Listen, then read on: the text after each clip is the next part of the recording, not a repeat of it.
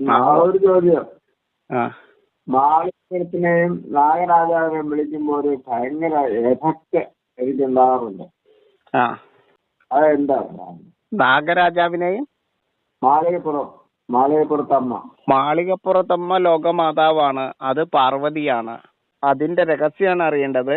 ലോകമാതാവായിരിക്കുന്ന മാളികപ്പുറത്തമ്മ ശബരി പീഠത്തിൽ ഇരിക്കുകയാണ്. ശബരം ജലമാണ്, ശബ്ദത്തെ ജനിപ്പിക്കുന്നത് ജലമാണ്. ആ ജീവന്റെ മായയായിരിക്കുന്ന ആ ജലം പാർവതിയാണ്, മീനാക്ഷിയാണ്.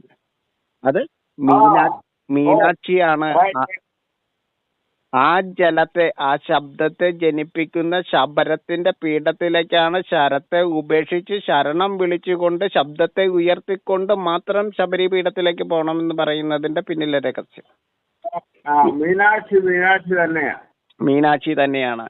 ഈ മീനാക്ഷി ഇവിടെ ഇരിക്കുന്നത് കൊണ്ടാണ് അപ്പുറത്ത് പശ്ചിമഘട്ടത്തിന്റെ അപ്പുറത്തെ ഇരുമുടിയിൽ, അപ്പുറത്തെ മുടിയില് മധുര മീനാക്ഷി അവിടെ മധുര മീനാക്ഷിയായിട്ട് ഇരിക്കുന്നത്.